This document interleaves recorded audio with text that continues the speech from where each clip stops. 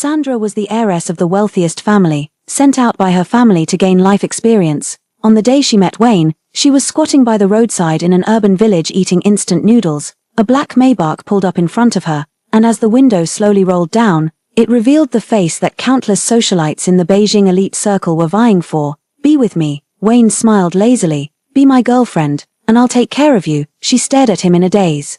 The instant noodle soup spilling all over her hand. This following lasted for 5 years. He took her to live in a top-tier mansion, let her use his supplementary credit card freely, and at 3 in the morning, just because she said suddenly craving, he drove all over the city to buy her pan-fried buns. Everyone said, the high and mighty young master of the Stewart family had gone mad, actually doting on a girl of unknown origin. Only one thing he never mentioned, marriage. Sandra knew the reason. The background story she had fabricated for herself was too tragic. A drunken father, a sick mother, a broken-down home. Such a background could never meet the standards of the top-tier wealthy Stewart family. So when her 5-year trial period ended, the first thing she did was to confess her true identity to him, hoping to give him a pleasant surprise. But as she approached the door of his usual private room, she overheard the boisterous congratulations from his brothers inside. "Congratulations, Wayne, a son and a daughter. How perfect, a son for your second child. Your parents must be so relieved now. Come on, you must finish this drink." Sandra stood frozen at the doorway as if struck by lightning. Through the slightly ajar door, she saw Wayne surrounded by everyone, wearing his usual lazy smile. A brother put his arm around his shoulder and said in a low voice with a laugh, "Speaking of which, it's still Wayne who's impressive.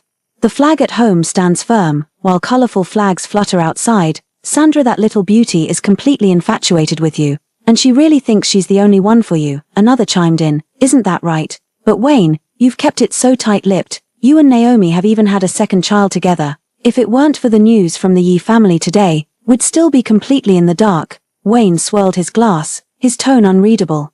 "The family is putting a lot of pressure on me. There has to be an heir, Naomi. After all, our families have been close for generations. We know each other inside and out. Then what about your feelings for Sandra?" He was silent for a moment before speaking calmly. "I love her, that won't change, but as you know, my marriage isn't up to me. I have to marry someone of equal status, and the same goes for having children. Sandra is wonderful, but her background is too humble. She can only be kept outside. As for marriage and children, I have other candidates." Every word felt like an ice-cold blade, ruthlessly stabbing into Sandra's heart. Her fingers tightened against the wall, nails digging into her palms, yet she felt no pain. It turned out the ache in her heart could be so sharp that it overwhelmed all other senses. "I love her, but her background is too poor. I can only keep her as a mistress, to marry and have children with. I have someone else in mind." These words buzzed in her ears, making her tremble all over with pain. For a moment, Sandra suddenly remembered the calligraphy hanging in Raymond's old family home. Everything in this world has its price.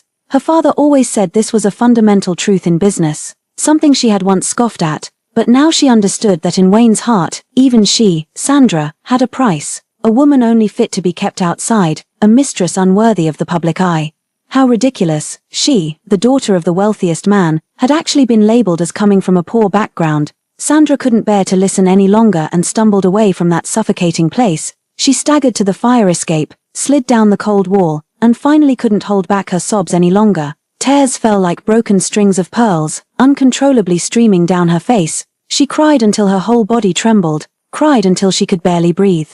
No one knows that the wealthiest family, the Raymonds, have a rule. Before officially taking over the family business, the heir must conceal their identity and spend 5 years training outside, experiencing all aspects of life. So, she hid her identity and lived like an ordinary girl, staying in the cheapest rental apartments, eating the simplest meals, and working tirelessly for a meager salary. She endured summers without air conditioning and winters without heating. Gritting her teeth through it all, little did she expect that she would be loved at first sight by Wayne, the heir of the wealthy Stewart family. He pursued her for a full 6 months, exhausting all his romance and patience. On rainy days, he would take off his suit jacket to shield her head, getting himself drenched in the process. When she had a fever, he stayed up all night, changing towels and checking her temperature again and again. And just because she casually mentioned how beautiful baby's breath looked, the next day the office was filled with 999 bouquets of it. Sandra hadn't originally intended to fall in love. After all, her goal was only to complete her training. But Wayne was just too good to her. So good that even she, the daughter of the wealthiest man who was accustomed to luxury and insincerity, began to feel dazed. wondering if perhaps, stripped of the halo of her family background, someone could truly love Sandra for who she was. She remembered the first time he kissed her, with a slight tipsiness, gently pressing her against the car, his breath hot, but his gaze unusually clear. "Sandra, don't avoid me." On her birthday, he reserved the entire top-tier restaurant, only to end up serving a bowl of longevity noodles he had cooked himself. The presentation was rather plain, and his ears turned slightly red, but his tone was domineering. "It's my first time making this. Even if it doesn't taste good, you have to finish it." He shielded her from all harassment, solved every problem for her, and even humbled himself to do things he had never done for anyone else. So, she let down all her defenses, believing she had finally found a pure and genuine love. She even began to imagine that once her trials were over, she would tell him the truth and marry him openly and honorably. But now, this man who claimed to love her had secretly fathered 2 children with another woman and casually remarked, "Marriage and children, there's another candidate." Tears streamed uncontrollably as she crouched in the corner, trembling from head to toe with sobs. All the beliefs she had built over the past 5 years crumbled in an instant. The love she thought she had was, from beginning to end, nothing but a joke. Just as she was crying herself to the point of exhaustion, her phone suddenly vibrated in her pocket. Her hand trembled as she pulled out her phone, where 2 words flashed on the screen: "Home." As soon as the call connected, her mother's voice came through: "Sandra, the 5-year training period is over. You can come back now. The responsibility of the Raymond family should be handed over to you." Sandra wiped her tears hard, trying to keep her voice steady. "Okay, Mom, I'll wrap things up here and come back right away." Her mother paused, then added, "There's one more thing. After you inherit the family estate, according to tradition, you'll need to finalize an arranged marriage partner as soon as possible. As the heir of our Raymond family, your marriage alliance is crucial. Over the past few years, countless families have come to test the waters. Have you met anyone suitable during your time away?" Sandra felt a sharp pain in her heart, and Wayne's face flashed before her eyes. She shook her head vigorously, as if trying to shake off those painful memories. "No, Mom, on the same day I inherit the family fortune, let's also host a husband selection banquet. At the banquet, I will personally choose the most suitable marriage partner for the Raymond family." "All right, your father and I will make the arrangements right away." After hanging up the phone, Sandra didn't know how she made it back to the place she once called home. Every step felt like walking on broken glass, the pain piercing to the core, yet so numb that it hardly felt real. After returning, she began silently packing up all the gifts he had given her over the years: expensive jewelry, limited edition bags, the childish handmade crafts he made himself. One by one, she threw them all into the trash. Just as she finished, the door lock clicked. Wayne walked in, followed by Naomi, who was holding the hand of a girl about 4 years old and carrying a baby wrapped in swaddling clothes in her arms. Sandra's heart tightened suddenly, the pain making it almost impossible for her to breathe. Not only had he kept it from her that he had children with someone else, but now he was actually bringing them straight home. Wayne seemed to be in a good mood and didn't notice anything unusual in the trash can. He naturally wrapped his arm around Sandra's waist and introduced, "Sandra, this is Naomi, my childhood friend, and her 2 children. They just returned from abroad and haven't found a suitable place to stay yet, so they'll be staying with us for a few days." Childhood sweetheart, staying over temporarily. Every word pierced Sandra's heart like a needle. She looked at Naomi's gentle face, which held a trace of barely perceptible smugness, and at the 2 children who shared Wayne's bloodline, feeling a surge of metallic sweetness rise in her throat. Wayne didn't notice her stiffness and turned to Naomi to say, "Naomi, this is Sandra, my girlfriend." At this moment, Naomi, the little girl beside her, looked up, scrutinizing Wayne with a pair of large eyes that closely resembled his, then curled her lips and said in a childish yet malicious voice, "Uncle, is this your girlfriend? I thought she was your family's maid. She smells so poor." Naomi pretended to scold, "Mona, don't talk nonsense." Then she turned to Sandra with an apologetic smile, Sandra, she's just a child and doesn't know any better. Please don't take it to heart. This is my first time at Wayne's place, and I'm not very familiar with it. Could you please show me to the guest room?" Sandra was about to speak when Wayne ruffled her hair, his tone carrying its usual intimate coquetry. "Sandra, could you help me get them settled? I have an important video conference to attend soon."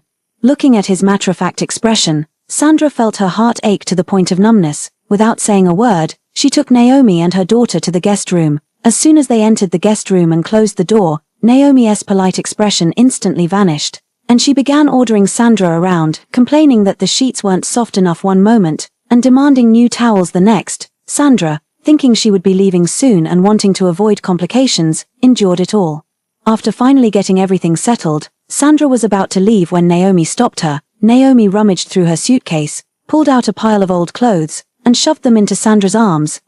Sandra, sorry for the trouble of staying here. I don't have anything nice to give you. I don't wear these clothes anymore, so you can have them. Her tone was condescending and sarcastic. You are, after all, Wayne's girlfriend. Dressing so plainly is an embarrassment to him. I heard your family situation isn't great. Even though these are my cast-offs, they're all name brands. They should last you a long time. Sandra looked at the outdated and somewhat worn clothes in her arms and could no longer hold back. She coldly retorted, I appreciate Naomi's kindness. However, these second-hand goods are better suited for you to keep. Naomi hadn't expected her to talk back, and her face immediately darkened. Sandra ignored him and turned to leave the guest room. Back in the bedroom, before long, Wayne returned from his meeting. He hugged Sandra from behind, resting his chin on her neck, and cooed as usual. Don't move, Sandra, let me recharge for a bit. I'm exhausted from a whole day of meetings. In the past, whenever he said this, Sandra would feel both sweet and heartbroken. The Mr. Wayne who dominates the outside world with ruthless tactics. Mr. Wayne only shows such a childish side in front of her. He once said she was his power bank, his safe harbor. Someone he could never live without. But now, those sweet words sound so ironic. Can't live without her. Then how did he and Naomi end up with a child? Sandra stood rigid, her heart aching as if pierced by a knife. Wayne noticed her unusual demeanor, turned her around, cupped her face, and asked softly, What's wrong? Are you upset that I brought Naomi and her family to stay here, disturbing our time alone? He patiently explained, Naomi is the daughter of a family friend, we grew up together. And she just returned to the country alone with 2 children. It's only right that I help her out a bit. Don't overthink it, okay? As he spoke, he leaned in to kiss her. Sandra instinctively tried to push him away, but the door was knocked. Naomi's anxious voice came through, Wayne, Mona has been crying non-stop, and nothing I do can calm her down. Please come and take a look. Wayne frowned but still released Sandra. I'll go check. Naomi didn't leave and instead pushed the little girl named Mona inside. Sandra, could you please help me look after Mona? It's inconvenient for me to hold her while carrying my younger brother. With that, without waiting for Sandra to agree, she pulled Wayne along and hurried off. Mona started causing all sorts of trouble as soon as she entered the door, jumping, screaming, and throwing things everywhere. Sandra couldn't stand it any longer and tried to gently persuade her. It's getting late, you should go to sleep. Mona looked at her with a defiant expression. Who are you, a servant? To tell me what to do? I won't sleep. What's it to you? Sandra was somewhat angry. Who taught you to speak like that? Mona not only wasn't afraid, but instead made a face at her. Then ran to the edge of the balcony and said with malicious intent, You're just a shabby servant, completely unworthy of uncle. I want to see what will happen if you don't take good care of me. After saying this, she actually jumped off the balcony. Sandra was greatly shocked in her heart. Without time to think, she rushed forward in a flash and, at the critical moment, grabbed Mona's hand. However, the long-neglected balcony railing couldn't withstand the sudden weight. Emitting a crisp cracking sound before abruptly breaking, Sandra and Mona instantly lost their balance, falling toward the ground below. In the critical moment, Sandra desperately grabbed onto a nearby exposed water pipe with one hand, while her other hand tightly clenched Mona's wrist. The two hung precariously on the exterior wall of the 3rd floor, teetering on the edge. Sandra, Mona. The loud commotion startled Wayne and Naomi inside the house.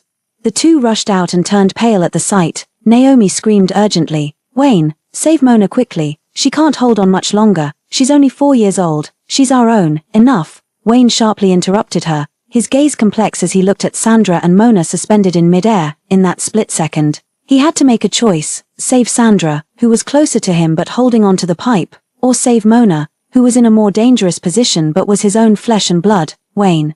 Save our daughter, hurry. Naomi's heart-wrenching cry tore through the air. Wayne's eyes darkened. He leaned out abruptly, his arm reaching past the struggling Sandra, and precisely grabbed Mona's arm. At the moment he safely pulled Mona up. Sandra, watching his back as he unhesitatingly chose someone else, felt as if her heart had been instantly crushed, her last bit of strength exhausted. Her hand gripping the pipe loosened. Bang, like a butterfly with broken wings.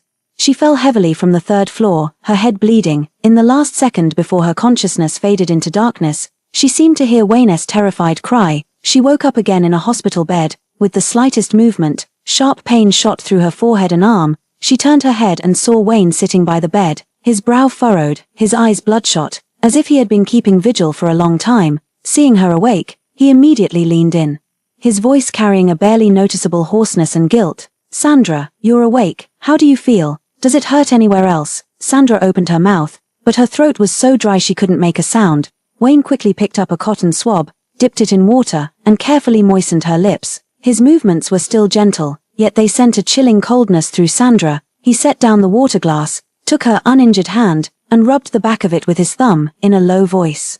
He began to explain, "Sandra, I'm sorry, the situation was urgent, and I only had the strength to pull one person up first. I thought I'd save the child first and come back for you right away. I didn't expect that you couldn't hold on. After all, it was a child. I couldn't just stand by and watch them die. You understand, right?" Sandra listened quietly, her heart feeling as if it were being repeatedly kneaded by a cold hand, the pain so intense it became numb. Understand.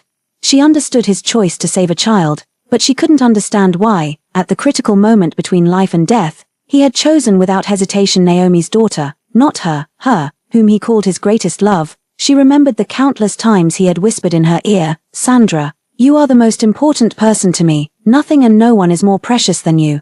How ironic it seemed now that child of his blood, that life he had created with another, was clearly more important than her, his greatest love. She didn't expose his lie, only closed her eyes. "I'm tired, I want to rest." Wayne watched her distant, cold demeanor, the guilt in his eyes deepening. He tucked the blanket snugly around her and said softly, "All right, rest, I'll stay here with you." In the days that followed, Wayne set aside most of his company affairs and personally stayed by the hospital bed to take care of Sandra. He fed her water and medicine, peeled fruit for her, and even helped her bathe. His thoughtfulness was as meticulous as ever. In the past, Sandra would have melted into a puddle of tenderness, but now, every time he drew near, it reminded her of the choice he made on the balcony, and her heart felt as if it were being cut by a knife. Moreover, his company never lasted long. The phone always rings at the right moment, Naomi's gentle yet anxious voice seeping through the receiver. Their daughter, frightened, cries every night.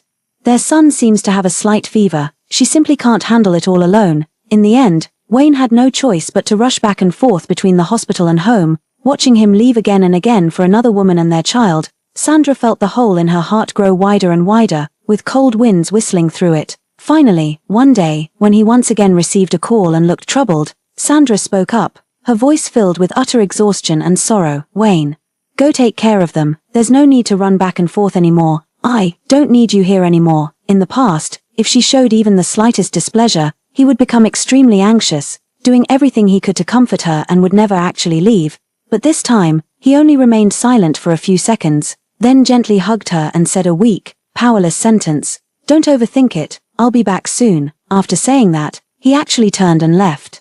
Watching his retreating back as he left without hesitation, Sandra suddenly laughed. She laughed and laughed, but then tears began to pour out uncontrollably, soaking the snow-white pillow. A few days later, Sandra was able to get out of bed and walk around. She went to get her own medicine, and on her way back, passing by the emergency exit, she overheard Wayne's hushed voice on the phone inside.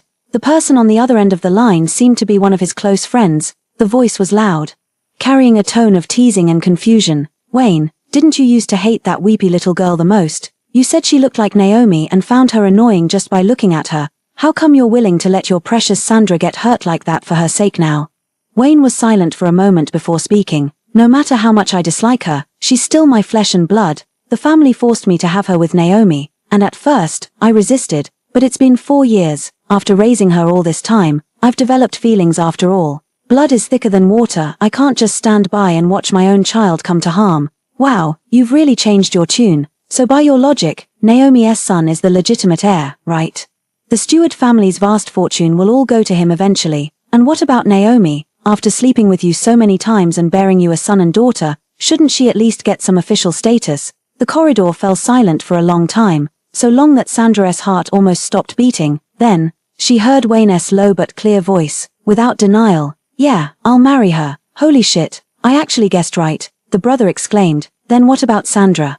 Weren't you madly in love with her, acting like you couldn't live without her?" "I love her. I probably won't love anyone like this again in my lifetime. But, her status is too low, the daughter of a drunkard, a seriously ill mother, raised in the slums, with such a background. She's destined never to enter the Stewart family's door. She can only stay by my side as she is now. I'll cherish her, spoil her, give her the best life, but she'll forever, only be a golden canary kept in the shadows, a golden canary kept in the shadows. These 8 words, like venom-tipped ice picks, plunged viciously into Sandra's heart. A wave of desolation washed over her, leaving her chilled to the bone. Wayne, oh Wayne, the truth is, it was never that I, Sandra, was unworthy of you or the Stewart family. It was you, Wayne, who were unworthy of my sincere heart. We were just that close, to growing old together openly and rightfully. She staggered away, her heart as dead as ashes. A few days later, Sandra was discharged from the hospital. Wayne came to pick her up, his tone carrying a note of compensation. Sandra, to make up for not spending enough time with you these past few days,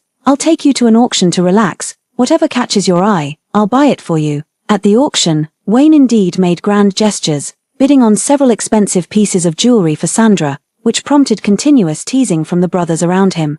Wayne, are you even giving us a chance to live? You're snatching up all the good stuff. Exactly. I wanted to buy a birthday gift for the old man, but I couldn't even get my hands on one. Some spoke with a tone of disdain, saying to Wayne, Wayne, no offense, but is it really necessary to be so attentive to a woman from the slums? These jewels won't even show their true value on her. Wayne frowned, casting a cold glance at the man. The other immediately raised his hands in surrender.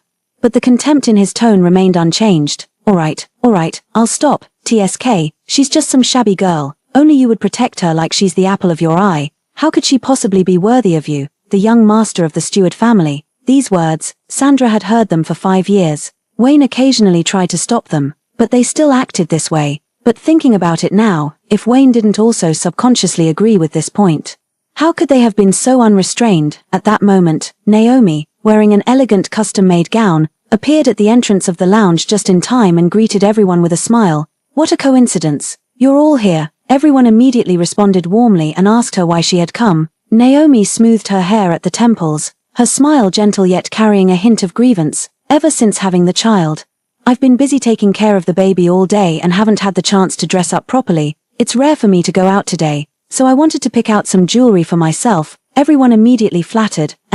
Naomi, you're naturally beautiful, even without makeup. You're miles ahead of some people. Exactly, no matter how many jewels some people pile on, they can't cover up that tacky, impoverished aura. Sandra listened in silence.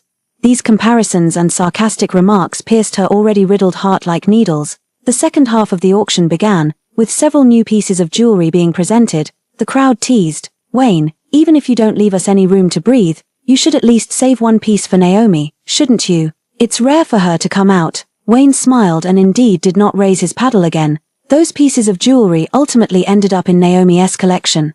Naomi smugly glanced at Sandra. Finally, the grand finale was a dazzling antique crown. Naomi, her eyes lit up, clearly extremely fond of it, and she began fiercely competing with several bidders. The price soared all the way until it broke through 1 billion. Sandra, watching this absurd scene, she couldn't help but let out a light laugh. Naomi immediately frowned and looked over.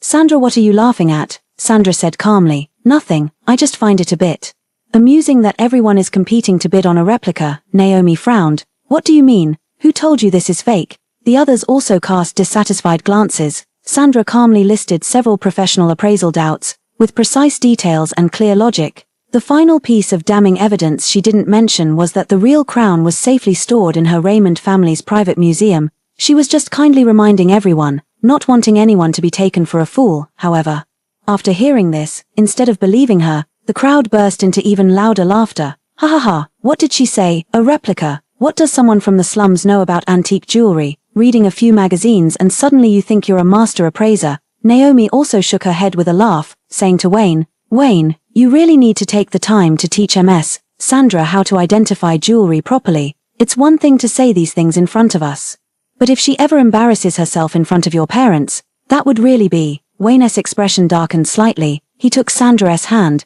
his tone carrying a hint of barely concealed awkwardness and reproach. Sandra, that's enough. If you don't understand something, don't just speak nonsense. At that moment, Sandra's heart sank completely into an ice cellar. With his knowledge and discernment, it was impossible for him to be completely unaware of those questionable points.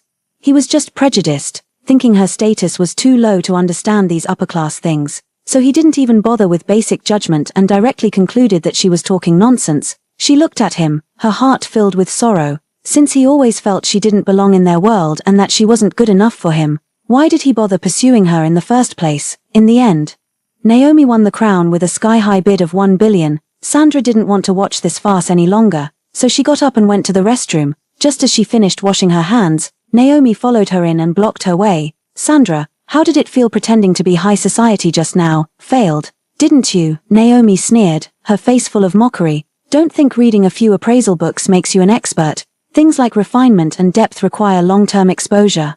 Someone like you, coming from the slums, should just keep quiet if you don't understand, so you don't embarrass Wayne. Sandra couldn't be bothered with her and tried to step around her to leave. Naomi grabbed her arm, leaned in close, and lowered her voice with a venomous tone. Let me tell you the truth. Not only was I Wayne's childhood sweetheart, but I've also slept with him countless times. I've borne him a son and a daughter. Yes, the very two living in your house right now. Because the Stewart family looks down on you, they think you're not good enough for Wayne. That's why they forced him to have heirs with me. Wayne agreed to it. Do you understand what that means? It means that in his heart, you, Sandra, are just a hidden canary he can play with as he pleases. Marriage and children. He would only choose a woman from a suitable background like me. Every word was like a poison-tipped dagger, brutally stabbing into Sandra's heart. Her face was deathly pale. And she didn't want to say anything. She forcefully shook off Naomi and tried to leave, but the next second, a crisp slap sound came from behind. Sandra turned around in shock, only to see Naomi covering her own face, her eyes instantly reddening, with a clear palm print starkly visible on her cheek. Before Sandra could react, Wayne rushed in upon hearing the noise. What happened? Naomi immediately pointed at Sandra with teary eyes, crying as pitifully as a rain-soaked pear blossom. Wayne. Maybe it's because last time you saved Mona but didn't save MS. Sandra, she held a grudge, that's why she slapped me. Wayne looked at Sandra in disbelief. Sandra, is this true? Sandra, seeing the undisguised suspicion in his eyes, her heart ached so badly it almost spasmed. Before, no matter who bullied her, he would stand by her side without hesitation, even telling others, I'm here to back Sandra up, not to be fair. But now, her voice trembled. What if I said it wasn't me who hit her, and that she staged it herself? Wayne frowned deeply, his tone tinged with anger. Sandra, I've already explained clearly what happened on the balcony before. Are you really going to take out your anger on her mother just because you're upset with a 4-year-old child? Naomi has just given birth not long ago, and her body is still very weak. How could you lay a hand on her, apologize to her? Sandra's heart ached to the point of numbness. As she looked at the man she had loved for 5 years, she felt nothing but overwhelming strangeness and absurdity. She stubbornly shook her head. I didn't hit her. I won't apologize. After saying that, she was about to leave. Wayne, but he grabbed her wrist firmly, the force so strong it hurt her, his tone cold and leaving no room for doubt. Sandra, apologize. Otherwise, don't even think about leaving today. Watching him speak harshly to her in order to defend another woman. The last trace of love in her heart finally shattered completely. Sandra suddenly laughed, a laugh filled with desolation and despair. She looked at Wayne, then glanced at the smug Naomi standing behind him, and said softly, Fine, I apologize. I'm sorry, MS. Naomi, I shouldn't have hit you. Is that enough? Every word felt like it was slowly tearing her heart apart. After saying this, with red-rimmed eyes, she forcefully shook off Wayne's hand, turned around, and rushed out of the restroom. Just as she stepped out, she nearly collided with someone. The person was a well-dressed middle-aged man. When he saw Sandra's face, he clearly froze for a moment, then his expression turned to one of extreme surprise and respect. Instinctively, he started to bow and speak, Young miss. The next second, Wayne also followed out of the restroom, frowning as he asked, What young lady? Do you know him? The man saw Wayne, paused for a moment. And just as he was about to speak, someone called out to him from a distance. He had no choice but to give Sandra a complex yet respectful look, nodded slightly in acknowledgement, and hurried away. Naomi immediately stepped forward, linking her arm with Wayne's, and said softly, What young lady? Were they referring to me? The person just now seemed to be one of my father's business partners. Wayne looked at Naomi, then at Sandra's pale profile, and seemed to accept the explanation without further inquiry. He grabbed Sandra's hand, his tone softening somewhat. Sandra, since you've already apologized, let's consider this matter over. Let's go back together. I spoke too harshly earlier, but it's because you went too far. Sandra snatched her hand back abruptly, not even glancing at him, turned and walked away. Sandra, Wayne hurried after her. Just as the three of them reached the square outside the venue, suddenly, a cracking sound came from above their heads. Everyone looked up simultaneously, only to see a massive LED advertising screen crashing down directly toward them. In the blink of an eye, Wayne almost instinctively, he shoved the closer Naomi aside and shielded her behind him. Meanwhile, Sandra, standing a bit farther away, only had time to see Wayne's back as he unhesitatingly chose to protect Naomi, and the look in Naomi's eyes, shaken but with a hint of secret triumph, the next moment. Immense impact and darkness completely engulfed her. Sandra woke up again to find herself lying in her familiar bed, her back burning with pain. Wayne sat by the bed, and when he saw her wake up, a flicker of guilt passed through his eyes. He began to explain, "Sandra, you're awake. The billboard fell so suddenly. I only instinctively saved the person closest to me. I'm sorry. Please don't be angry with me." Sandra closed her eyes and turned her head to the other side. Not even wanting to give him a single glance, what was there to explain? She knew the truth all too well. There was a time when no matter where she was or how far she was from him, he would always find her first and protect her. But now he has changed. He split the heart that once belonged only to her in two, giving half to another who bore him children. During these days of her recovery, Wayne seemed to want to make amends, often staying by her side, but she remained silent in response. Soon, it was time for Naomi's youngest son's full moon banquet. Wayne hosted a grand banquet at the villa, with a large gathering of guests. Even his parents made a special trip from the old estate to attend, watching the Stewart family parents shower Naomi and the baby with warmth and doting care. Sandra couldn't help but recall the scene when Wayne first took her to meet his parents. Back then, after the Stewart family parents learned about her family background, the smiles on their faces instantly vanished. Their attitude turned as cold as if she were an unrelated servant, making the entire meal unbearably oppressive. The contrast now is utterly ironic. At the banquet, Wayne gave Naomi a full moon gift of an extremely rare pink diamond jewelry set worth a fortune. Meanwhile, the Stewart family parents actually gave a piece of high-quality jade pendant as a gift. Wayne's mom took Naomi's hand and said affectionately, "Naomi, this is the Stewart family heirloom passed down to daughters-in-law. Today, we're entrusting it to you." Naomi pretended to be overwhelmed by the unexpected honor and tried to decline, but Wayne's mom cast a cold glance toward Sandra standing in the corner, speaking just loud enough for those nearby to hear. "In our hearts, we've long regarded you as our own daughter-in-law. Some people, after all, will never be presentable enough." Beside her, Wayne noticed Sandra's low spirits and leaned close to her ear, whispering comfortingly, "Sandra, don't overthink it. My parents did try to set me up with Naomi before, but in my heart, there's only you. Don't take those old-fashioned ideas to heart." Sandra sneered inwardly. Only her. Then did his child with Naomi just pop out of a rock? She didn't say anything.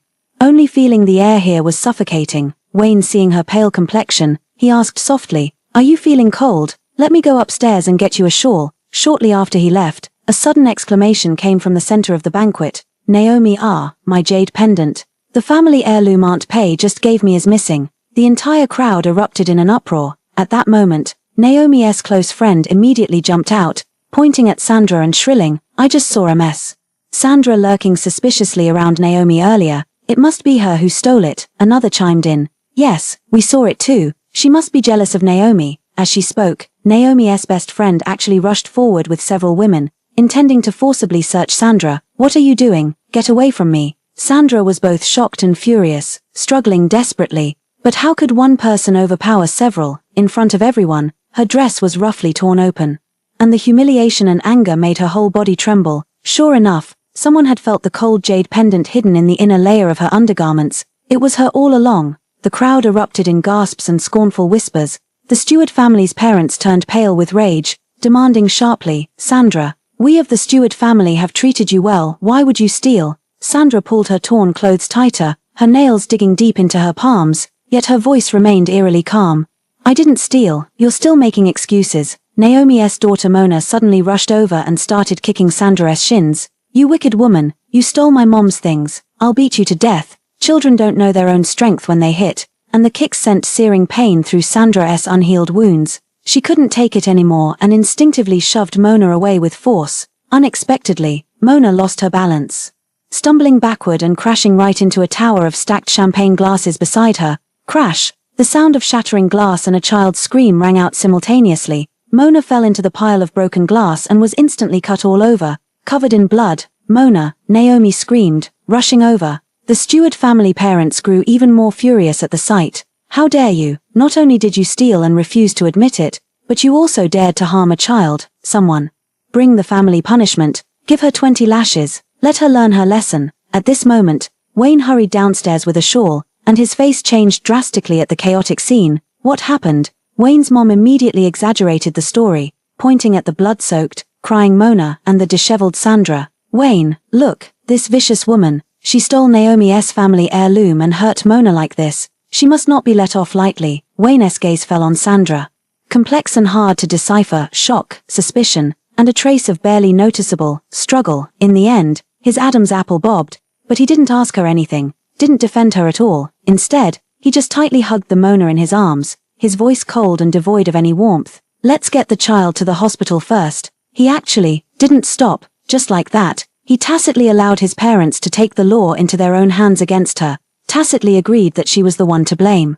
Sandra watched his resolute, unhesitating retreating figure, feeling as if her entire world had crumbled before her eyes. Her heart felt as if it were being tightly gripped by an invisible hand, then suddenly crushed. The pain was so intense she could barely breathe, her fingertips turning icy cold. She was roughly dragged to the backyard by the Stewart family's bodyguards. The icy whip lashed against her body again and again, old wounds layered with new ones. The pain so intense she nearly passed out. The Stewart family parents stood by watching coldly, while Wayne's mom sneered even more harshly. "We've already looked into your background, a drunkard father, a mother critically ill in bed, trash crawling out of a destitute, broken home. Our Wayne has been exceptional since childhood, a proud son of heaven. Low-life scum like you aren't even fit to shine his shoes. Be sensible and get lost on your own. Don't force us to make a move and strip you of the last shred of your dignity." Sandra's consciousness gradually blurred amidst the excruciating pain and humiliation, until it was completely swallowed by boundless darkness. When she woke again, she was still on that cold bed. Her wounds had been roughly treated, but the pain remained unbearable. As soon as she opened her eyes, Wayne pushed the door open, grabbed her wrist without a word, and started dragging her out. "Wayne, what are you doing? Let go of me." Sandra struggled weakly, the movement pulling at her wounds, causing cold sweat to break out from the pain. Wayne seemed oblivious to her suffering, dragging her half forcibly to the hospital and shoving her straight into the blood collection room. "Draw her blood. Mona has lost too much blood and needs a transfusion urgently. They have the same blood type," he commanded the nurse coldly, his tone brooking no argument. Sandra widened her eyes in disbelief, her voice hoarse and broken from weakness and shock. "Wayne, can't you see the whip marks all over my body? I just narrowly escaped death. How can I possibly give blood in this state?" Wayne took a deep breath, trying to suppress his irritation, and said in his usual coaxing tone, "Sandra, be good, just a little blood. It'll be fine. Mona is just a child, she needs blood to survive. You can't just stand by and let her die. I won't give blood. Why should I use my blood to save her? Why?" All the pent-up grievances, anger, and despair erupted at this moment as she screamed in her resistance. Wayne lost the last shred of his patience, abruptly grabbing her wrist and shouting angrily, "On what grounds? On the grounds that Mona was injured because you pushed her. This is all what you owe her. It's the mistake you made. Today, whether you're willing or not, this blood will be drawn." He forcibly restrained the struggling Sandra and had the nurse draw her blood. As the needle pierced her vein, Sandra winced in pain, her already weak body suffering even more. The nurse, observing her condition, hesitated and said, "Mr. Wayne, this young lady is too weak. We can't draw any more blood. Keep drawing." "Not enough," Wayne said in an icy tone. In the end, Sandra passed out again due to excessive blood loss and excruciating pain. When she woke up, the hospital room was still empty except for her. The nurse told her that Mr. Wayne was in the next room taking care of Ms. Naomi and the child. He never came over, only sent her a message. "Sandra, I know you're still angry, but Mona's injury was caused by you, and you must take responsibility for it. Take some time to calm down first. Stop making a scene. I will always love you, always love me." Seeing those words, Sandra suddenly laughed, laughing until her whole body trembled, laughing until her wounds split open and bled, laughing until no more tears would fall. His love was allowing his parents to whip her until she was covered in wounds. His love was ignoring her near-death state, pressing her down to draw blood to save the life of his child with another woman. His love was promising forever while starting a family with another woman. Such love is too cruel. She, Sandra, cannot bear it. Disappointment had long accumulated, and now even despair felt redundant. After a few days of recuperating, her body had recovered somewhat. Sandra didn't tell anyone and quietly went through the discharge procedures herself. Just as she returned to the villa, her phone rang. "Sandra, is everything over there taken care of? It's time to come home." Sandra stood in the empty living room, looking around with a calm and unruffled gaze. She took a deep breath, her voice clear and composed. "Yes, everything's taken care of. I'll be right back." After hanging up the phone, she simply packed a few of her own belongings, pulled her suitcase, and left the place without hesitation, leaving not a single trace behind. At the hospital, Wayne learned that Sandra had been discharged early. While taking care of Naomi and the child, he kept sending messages to Sandra. Sandra, why did you leave the hospital so soon? Is your wound still hurting? Are you still mad at me? Why aren't you replying? Did you fall asleep? One by one, I sent them out, but they all sank without a trace. Wayne frowned slightly, a faint, indescribable unease and strangeness flickering in his heart. This wasn't like her. In the past, no matter how angry she was, if he coaxed her like this, she would eventually soften and respond. Fortunately, a few days later, Naomi and the child were finally able to be discharged from the hospital. Wayne immediately took them back to the villa, all the while thinking about how to explain his helplessness to Sandra, but when he pushed open the door, he found that Sandra's room was empty, and all her belongings were gone. Only on the living room coffee table lay a simple note. Wayne, let's break up. Wayne stared at the note, first stunned, then flew into a rage. He crumpled the note, threw it to the ground, and immediately wanted to send someone to find her. Naomi quickly stopped him.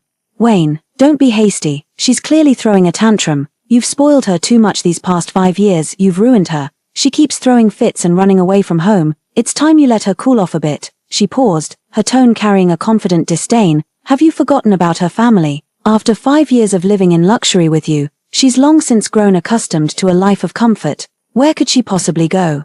She has no money on her. She'll definitely suffer for a few days outside and then come crawling back on her own. If you go looking for her now, you'll only encourage her arrogance. Naomi's words were like a soothing pill, calming the wildly growing panic in his heart. Indeed, Sandra, where could she go without him? Having grown accustomed to a life of luxury, how could she truly bear to leave? This so-called breakup was nothing more than a fit of pique, a ploy to make him grovel and coax her back.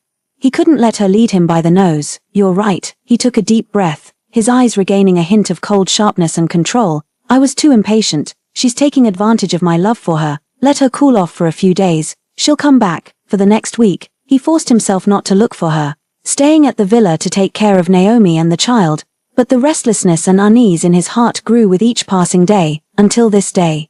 A few of his brothers came to find him excitedly. Wayne, stop holing up at home. There's a huge event to see. One brother threw an arm over his shoulder and said excitedly, have you heard? The mysterious heiress of the richest man Raymond's family, who has been out of the public eye for 5 years, has completed her training period and is making her official debut today. The inheritance ceremony and spouse selection banquet are being held on the top floor of the SS building. Yeah.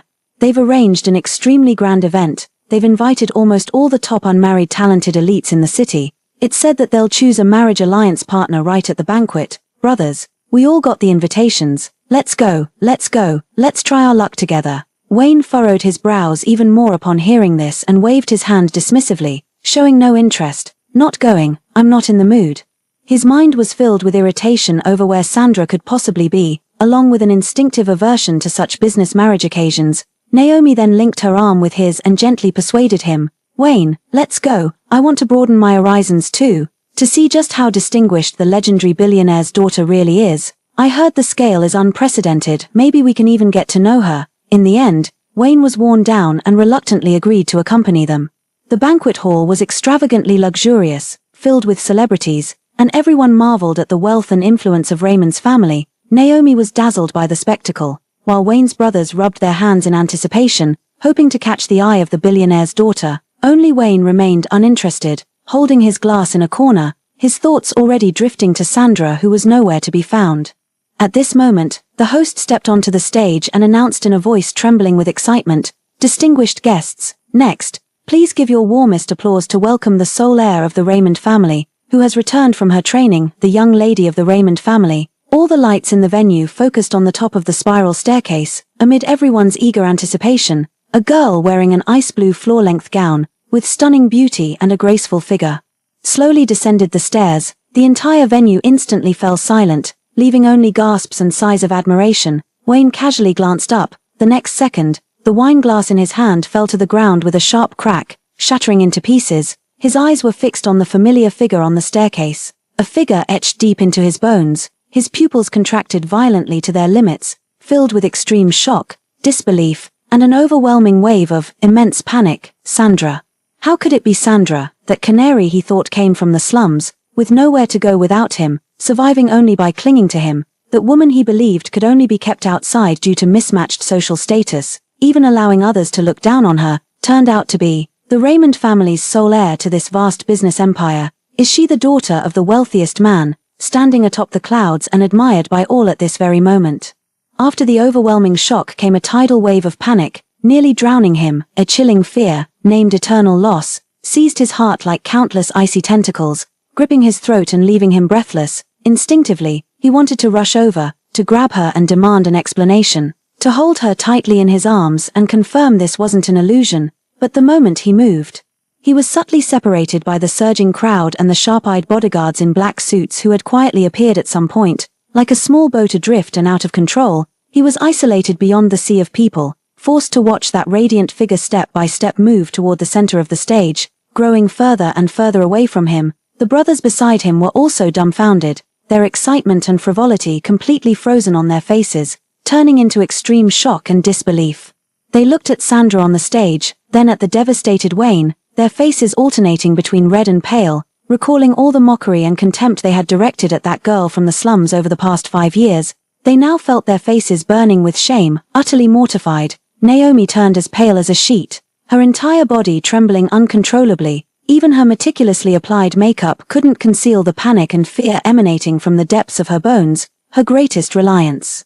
Her family background instantly became as laughable as dust in the face of a true top-tier wealthy heir. She dug her nails deep into her palm, trying to use the pain to suppress the overwhelming urge to scream from the brink of collapse. She suddenly looked at Wayne, only to find his gaze completely fixed on Sandra, as if magnetically drawn. In his eyes, she saw an intensity she had never witnessed before: overwhelming shock, immense regret, and a devastating panic that made her heart sink to the depths. On the stage, the inheritance ceremony was solemnly proceeding. Sandra calmly and unhurriedly, in the presence of lawyers and the elders of the Raymond family, signed the documents and received the seal symbolizing authority. Throughout the entire process, she carried herself with an undeniable presence, steady and dignified, as if she were born to command it all. Her gaze occasionally swept lightly across the room, pausing briefly when it passed over the direction where Wayne was standing. However, there was no emotion in her eyes, no hatred, no resentment, no triumphant satisfaction, not even a ripple of feeling. It was as calm as if she were looking at a complete stranger, an utterly insignificant passerby. Wayne, his heart tightened abruptly under that gaze, the pain so intense he nearly doubled over. Then, Sandra stepped up to the microphone, her clear, cold voice amplified through the speakers, resonating in every corner and striking deep into everyone's hearts. "Thank you, esteemed guests, for gracing us with your presence today to witness my succession of the Raymond family. Furthermore, in accordance with tradition, I will take this opportunity today to select a marriage partner who can stand alongside my Raymond family and journey forward with us into the future." The phrase marriage partner struck like 4 venom-tipped ice daggers, piercing deep into Wayne's heart.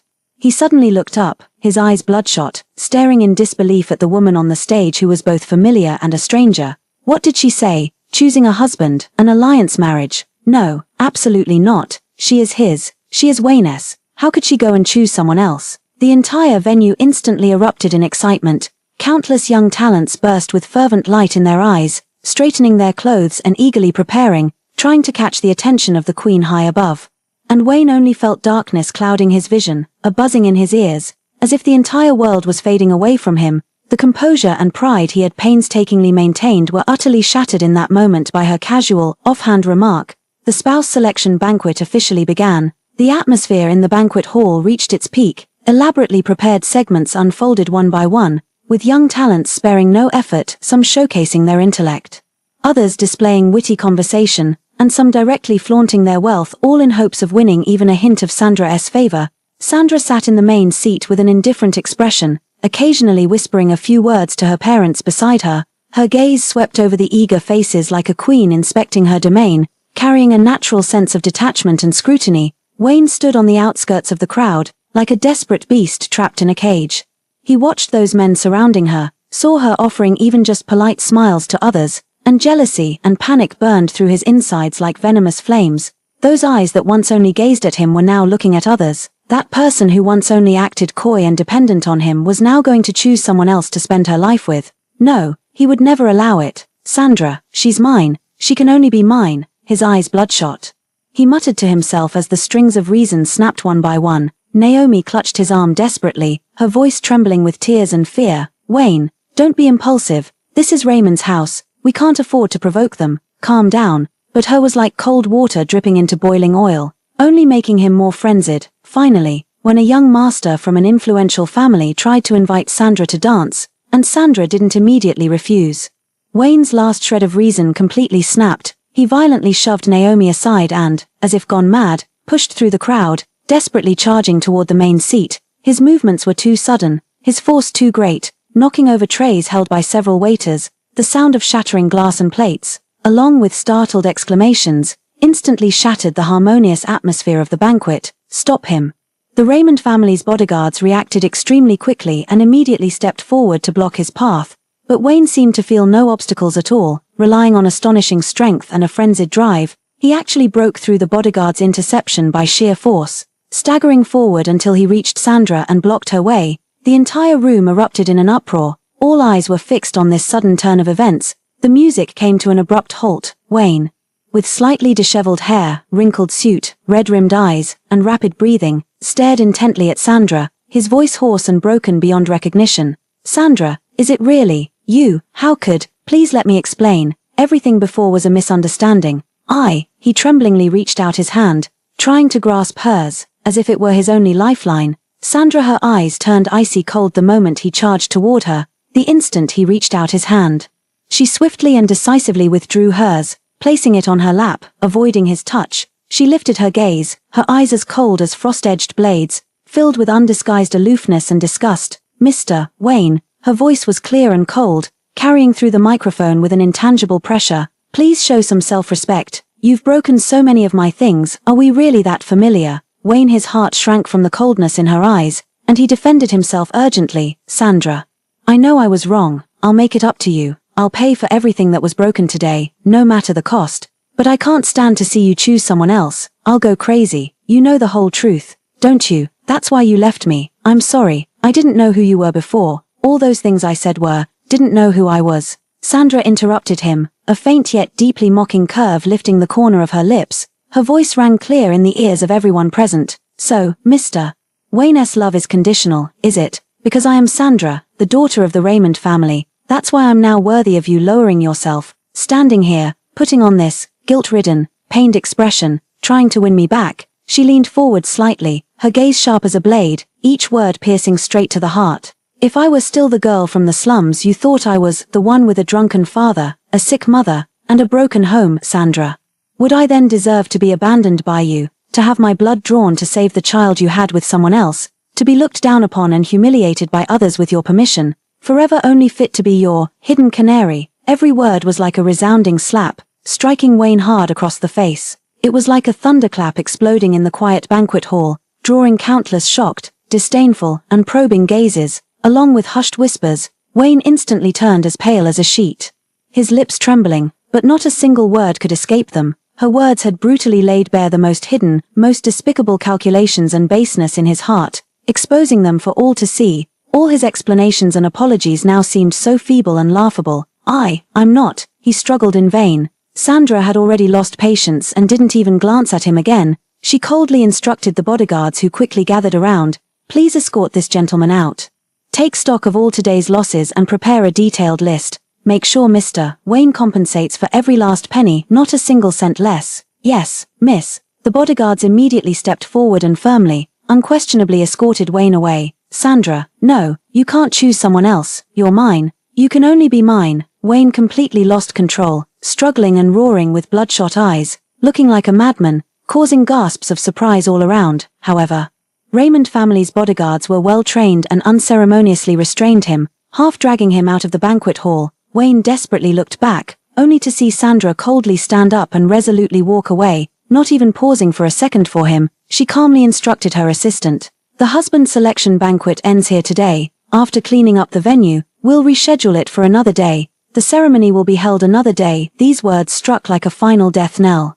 Shattering all his hopes, he was unceremoniously escorted out of the Raymond family estate and thrown onto the cold ground. Behind him, the heavy gates slowly closed, completely cutting off that dazzling, brilliant world that no longer had anything to do with him. Under the night sky, he roared in pain and resentment like a wounded beast, but it could no longer bring back even a single glance from that person, forcibly and embarrassingly escorted out of Raymond family estate.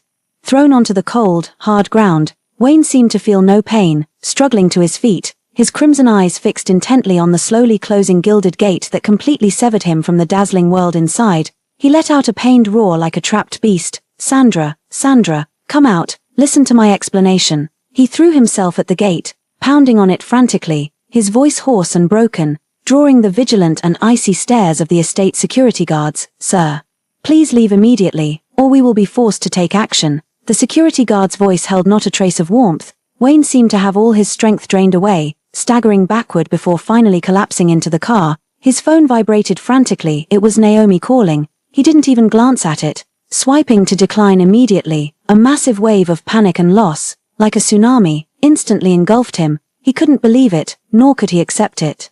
That girl he thought couldn't live without him, the one he deemed of lowly birth, was actually the daughter of the prestigious Raymond family. And what had he done to her? He abruptly started the car, the engine roaring, yet he had no idea where to go. He frantically dialed Sandra's number, over and over, but was met only with the cold, monotonous message, "The number you have dialed is powered off." He sent her messages, from incoherent apologies to humble pleas to desperate questions. But all of them sank like stones into the sea, without a single response. "Investigate, find out for me. Where is she? Raymond's family, where have they hidden her?" He roared uncontrollably at his assistant on the other end of the phone, his voice distorted by extreme fear. However, despite using all his connections and resources, the feedback he received only deepened his despair time and time again. The Raymond family had shielded her completely airtight, leaving no trace to be found at any possible location. He attempted to contact Raymond family's top executives, but their attitude was polite yet distant, responding formulaically with "the young lady's whereabouts cannot be disclosed." It was then that he realized, in the face of a truly top-tier wealthy family, the power of his steward family seemed so pale and insignificant. He was like a trapped beast that had lost its way. Driving aimlessly through the city until he finally stopped in front of a bar they used to frequent, he needed alcohol to numb the bone-deep pain and panic. In the private room, one glass of strong liquor after another was poured down, yet it did nothing to extinguish the flames in his heart. Instead, it only made the regret and despair burn more fiercely. A few brothers rushed over upon hearing the news. Seeing him in such a disheveled and despondent state, their feelings were complicated.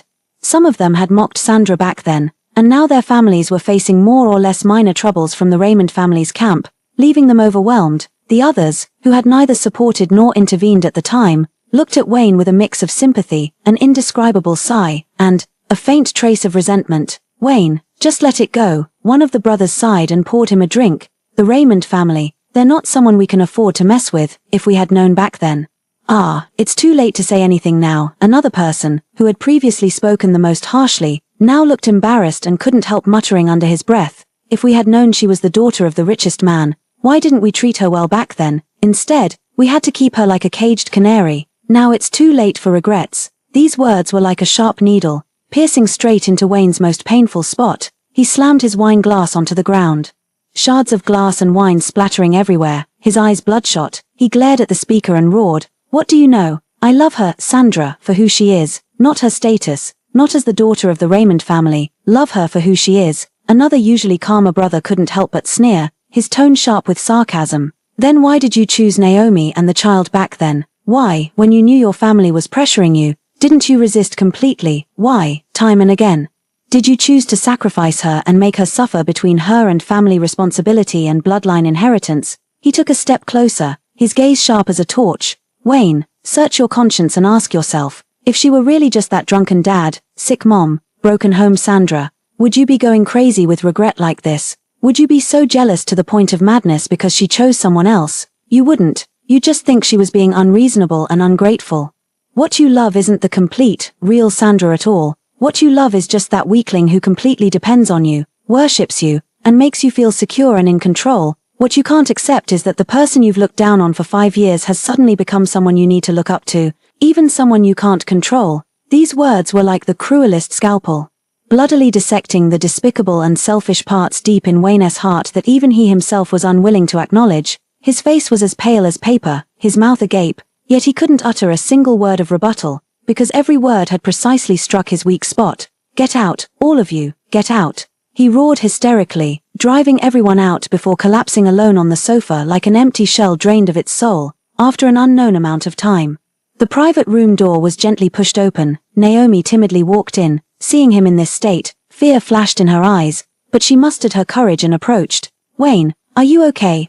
I'm so scared. To think she's actually the Raymond family's heiress. With her vindictive personality, she'll definitely seek revenge on the Stewart family. And on me. Wayne, you can't abandon me. We're family. After all, family." Wayne suddenly lifted his head, his eyes terrifyingly crimson. Surging with unprecedented violence and resentment, he harshly shook off Naomi's attempt to support him, the force so great that she staggered and crashed into the wall. "If it weren't for you, if it weren't for your family, if it weren't for those damned family responsibilities and heirs, how could I have lost her? Get out. Get the hell away from me." Naomi had never seen him look so ferocious and terrifying before. She trembled in fear, tears instantly welling up, trying to use her last card to guilt-trip him. But we're the parents of the children. Mona and Ken are your own flesh and blood. You can't just abandon us. Children. Wayne laughed as if he had heard the biggest joke, his eyes wild and desperate. "Then they won't be from now on. From this day forward, I, Wayne, have no children. You and I are done." As if having made some firm resolution, he abruptly stood up, ignoring Naomi's cries and pleas, roughly dragged her along, and directly drove back to the Stewart family old mansion. Stewart family. The parents hadn't yet recovered from the panic of their potential cooperation with the Raymond family possibly being severed when they saw their son dragging a sobbing Naomi inside. Wayne threw Naomi harshly in front of his parents. His eyes were bloodshot, his voice hoarse yet carrying a desperate, burning madness. "Dad, Mom, you already know, Sandra is the sole heir of the Raymond family. Now, the choice is before you. Do you continue to protect this woman who bore you the so-called heir but made me lose Sandra forever? Or do you choose the future of the Stewart family? The slightest chance for me to be with Sandra." Stewart family. The parents' faces changed dramatically. They looked at each other, their eyes filled with struggle and calculation. Wayne pointed at the shivering Naomi on the floor, his tone bone-chillingly cold. "If you still want this marriage alliance with the Raymond family, if you still want the Stewart family to have a chance to climb high, cut all ties with her now, deal with her cleanly. We, the Stewart family, don't want the child." "Wayne, how could you be so heartless? That's your child." Wayne's mom cried out in disbelief, wanting to say more. Wayne's dad clenched his teeth abruptly, a ruthless glint flashing in his eyes, and said sharply, "Fine, we'll do as you say. We'll sever all ties with the Yee family completely. As for the child, our Stewart family has never acknowledged it." Naomi was as if struck by lightning, staring in disbelief at the suddenly hostile Stewart family parents and the cold, heartless Wayne. She completely broke down. "No, you can't do this. I've borne children for your Stewart family. You promised me." Wayne's mom had now calmed down. For the sake of the family's interests, she stepped forward without hesitation, roughly tearing off the jade pendant from Naomi's neck, the one she had personally placed there as a symbol of daughter-in-law, and said coldly, "Get out. From now on, you have no connection whatsoever with our Stewart family, or with Wayne. Our Stewart family will not acknowledge the child. Deal with it yourself." At that moment, Wayne's dad received a phone call. His face turning even more grim. After hanging up, he coldly said to the devastated Naomi, "I just got the news your Yee family's biggest project was snatched away by the Raymond family, causing a break in the capital chain. They've already declared bankruptcy. Your parents are looking for you everywhere, saying it's all because you offended the Raymond family's daughter that this disaster struck. You jinx." Under the double blow, Naomi was completely stunned. She ran out of the Stewart family's house like a madwoman, only to find she had nowhere to go. Her parents from her maiden family indeed shut her out, cursing her as a disaster and pushing her to the ground. Her clothes disheveled, she wandered the streets in a daze, staring at the bustling yet cold world around her. She finally broke down completely, crying and laughing, appearing utterly deranged, and Wayne, after personally severing all of this, felt no relief in his heart. Instead, he was consumed by an even greater emptiness and despair. He found out the specific location of Raymond's family old house and drove there recklessly. It was a heavily guarded Chinese-style manor hidden halfway up the mountain. He knelt outside the tightly shut, heavy wrought-iron gate, letting the cold rain drench him completely, looking utterly wretched, and called out repeatedly, "Sandra, I was wrong. Please see me, Sandra." The rain blurred his vision, but it couldn't blur the bone-deep regret in his heart. By the floor-to-ceiling window of the manor's main building, Sandra, wrapped in a soft cashmere shawl, held a cup of hot tea in her hands. She watched the kneeling figure in the rain outside with calm, unblinking eyes, as if observing a silent play that had nothing to do with her. The butler stood respectfully behind her. Mr. Wayne has been kneeling for 3 hours. The rain is heavy, should we? Sandra gently blew away the steam rising from her tea, her voice indifferent. If he wants to kneel, let him kneel. Pay him no mind. The next morning, Wayne finally collapsed heavily in the cold rain, unconscious, due to physical exhaustion, high fever, and inflamed wounds. Sandra received the report and merely glanced indifferently out the window before instructing, "Send someone to take him back and dump him at the doorstep of the Stewart family. Also, inform the Stewart family to control their people and not come obstruct my view again." After several days of recuperation and preparations, the husband selection banquet of the Raymond family was grandly held once again. The venue was changed to the banquet hall of the top-tier 7-star hotel under the Raymond family's ownership. Security levels were heightened several times over, and the screening of invited guests became even more stringent. Wayne, after his high fever subsided and he could barely get out of bed, despite his family's dissuasion, he insisted on having his brothers forcibly bring him to the banquet venue. His face was pale, with dark circles under his eyes, and he had visibly lost weight. The cold, aloof nobility he once possessed was now replaced by a stubborn, decadent air. He stared fixedly at the woman seated in the place of honor, radiant and engaging in lively conversation with various elites, feeling as though his heart was being roasted over a fire. Consumed by jealousy and despair, he watched as men surrounded her, presenting expensive gifts, showcasing their talents, and even someone playing a piano piece for her on the spot. And she, though still with a calm expression, would occasionally nod or offer a polite, faint smile. Every subtle interaction pierced Wayne's eyes like needles. Countless times, he wanted to rush forward, pull her away from that place, and declare to everyone that she was his, but he was firmly locked in place by the sharp-eyed, cold-aired guards around her, as if the slightest unusual move from him would result in him being unceremoniously escorted out. It was time for the gift presentation. Wayne took a deep breath and, holding the legendary Moon Goddess diamond jewelry set, a piece he had expended immense effort and nearly emptied half his personal treasury to acquire, walked forward with heavy steps. He hoped that with this earth-shattering gift, he could salvage a sliver of room for maneuver. "Sandra," he said, his voice dry and tinged with a humble plea, "this is for you." Sandra didn't even glance at the brocade box in his hand, merely giving a slight nod to the assistant beside her. The assistant immediately stepped forward, expressionlessly accepting the priceless gift, registering it in the ledger as if handling an ordinary item, then placing it aside in the mountain of accumulated presents without any special treatment. Wayne's heart instantly sank to the depths, his fingers trembling slightly. Just then, Sandra's gaze swept indifferently across the room, finally settling on a figure in the crowd who was trying to lower their presence, a face as pale as a ghost. Naomi had somehow managed to sneak in. Sandra curled her lips into a faint yet icy smile, her voice clearly echoing through the banquet hall via the microphone. "Tonight's grand feast is filled with distinguished guests. However, before we proceed, there's a small matter that needs to be addressed to clear up some misunderstandings and prevent certain falsehoods from continuing to taint your ears." As her words fell, the massive screen in the banquet hall suddenly lit up. A clear audio recording began to play. It was precisely the venomous words Naomi had said to Sandra in the restroom during the auction. "I've slept with Wayne countless times. I've borne him a son and a daughter. The Stewart family looks down on you. They think you're not good enough for Wayne. That's why they forced him to have heirs with me. In his heart, you, Sandra, are just a golden canary that can be played with at will, something to be kept in the dark, marriage and children. He would only choose a woman from a suitable background like me." Every word was crystal clear, vicious and mean. The entire room erupted in an uproar, all eyes instantly focused on the pale-faced Naomi. "No, it's not true. That's fabricated. It's a setup," Naomi screamed shrilly, trying to rush onto the stage. Immediately after, the screen switched, playing a surveillance video clip. The angle was clever, perfectly capturing Naomi slapping herself hard and then instantly changing her expression to cry and complain. The footage was clear, undeniable.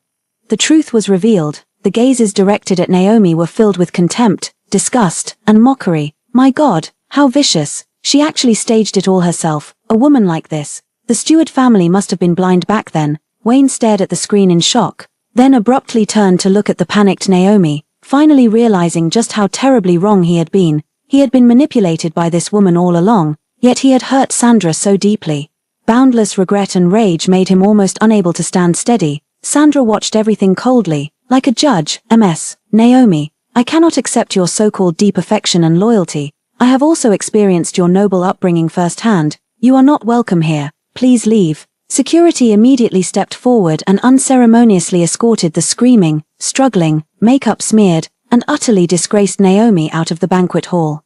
The image and dignity she had so meticulously maintained were completely shattered in this moment, leaving her reputation in ruins. After a brief commotion, the banquet hall quickly returned to its previous atmosphere, but the gazes directed at Sandra now held a few more traces of awe. The husband selection process continued. After several rounds of screening, 3 candidates with outstanding family backgrounds, abilities, and appearances finally stood at the forefront.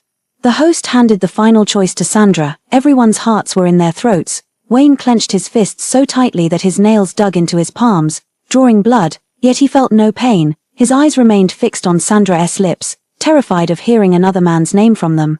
Just as Sandra picked up the microphone and was about to speak, "Wait," Wayne violently pushed aside the person in front of him, rushed forward, his eyes bloodshot, his voice hoarse and frenzied.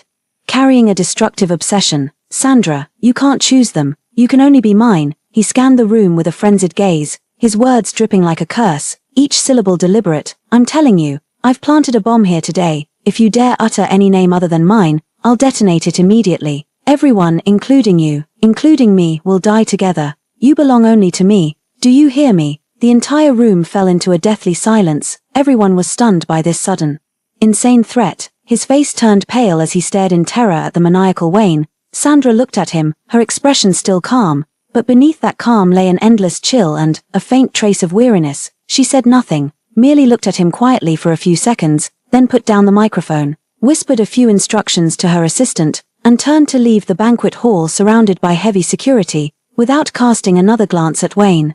This highly anticipated husband selection banquet once again ended in a farce. The next day, a major earthquake shook the business world. The Raymond family group officially released a statement announcing the termination of all cooperative projects with the Stewart family group and all its affiliated enterprises, effective immediately. The reason given was official and concise, based on strategic adjustments and value considerations of the group. As soon as the news broke, the Stewart family's stock price plummeted, with their market value evaporating nearly $10 billion in an instant. Multiple ongoing major projects stalled due to the loss of support from the Raymond family, causing the capital chain to suddenly tighten. The Stewart family was thrown into a state of panic and despair. Wayne's dad and Wayne's mom nearly fainted the moment they heard the news.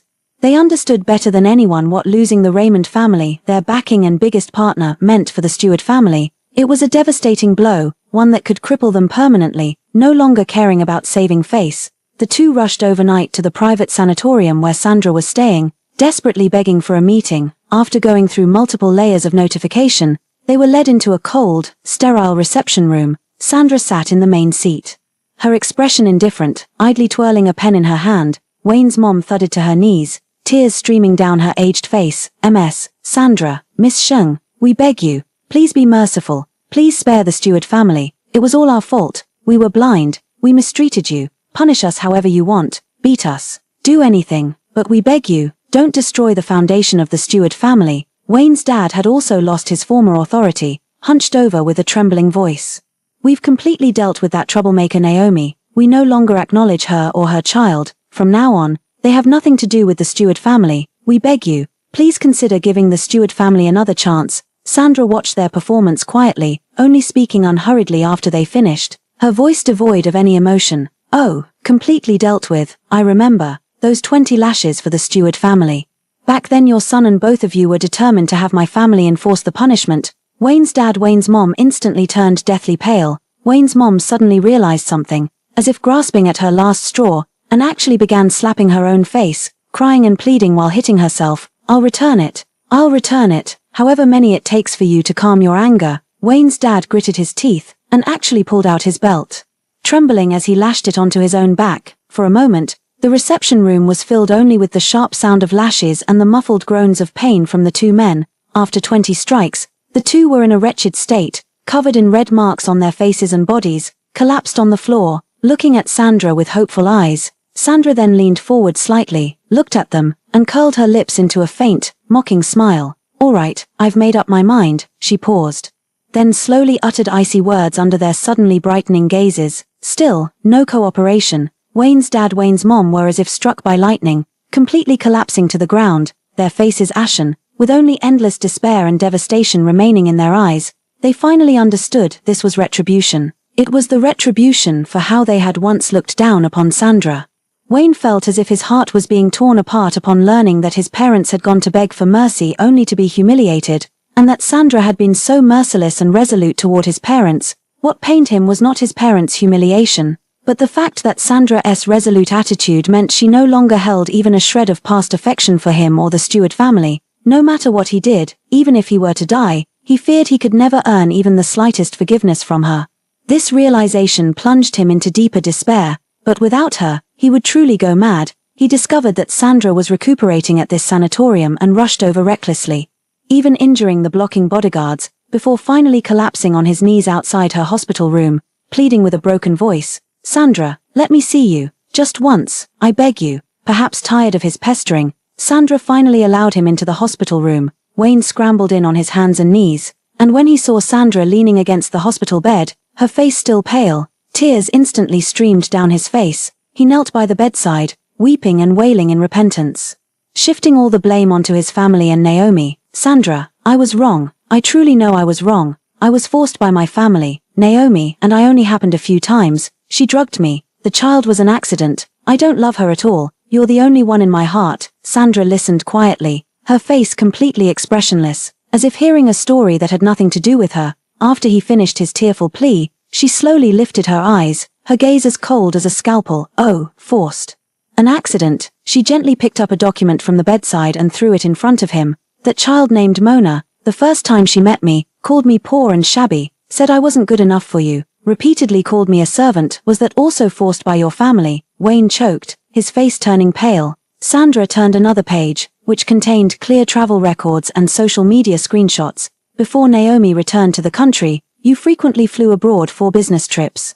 All to the city where she was. In this photo, you're holding that girl, she calls you dad, and you posted it in a group visible only to family." Wayne, was the 4 years of parental affection and blood being thicker than water also forced by drugs, also an accident? Every piece of meticulously investigated and listed evidence was a merciless dismemberment of his feeble lies. It brutally exposed the habitual deception and selfishness he tried to conceal, the very things he himself was unwilling to confront. Wayne completely broke down, his psychological defenses utterly shattered. He collapsed to the ground, tears and mucus streaming down his face, finally uttering his most honest, yet ugliest, inner thoughts. "Yes, I got used to having them around. I can't bear to part with the children. I'm afraid of being alone. I'm afraid of having nothing. But the one I truly love is only you. I was afraid you would leave me if you knew all this. I didn't dare tell you. I thought as long as I hid it well, kept you by my side, enjoyed your love, while also enjoying that illusion of a perfect family. Sandra, I just couldn't bear to lose you. I just didn't want to lose you." Sandra watched quietly as he broke down and wept bitterly. The last faint flicker of emotion in her eyes died out, leaving only endless coldness and disgust. "So." Her voice was as light as a sigh, yet every word pierced his heart. "You couldn't bear to part with the children she bore you, couldn't bear to lose the illusion of a perfect family she provided, yet you could bear to sacrifice me, wrong me, deceive me time and again, even choosing to abandon me at the brink of life and death. Wayne, your love is truly disgusting." She stopped looking at him and pressed the call button by the bed. "Escort our guest out." Sandra returned to the Raymond family and officially took over the reins, a piece of news that dropped like a bombshell on a calm lake, sending ripples rapidly spreading throughout the business world. And the first to bear the brunt was the Stewart family group, which had once been the closest to her. There was no warning, no negotiation, not even a formal declaration of war, a ruthless and precise commercial annihilation targeting the Stewart family, under the will of Sandra. Quietly unfolded with overwhelming force, yet so swiftly that it caught everyone off guard. The Raymond family's massive capital machinery began operating at high speed, directly targeting the core lifeline of the Stewart family.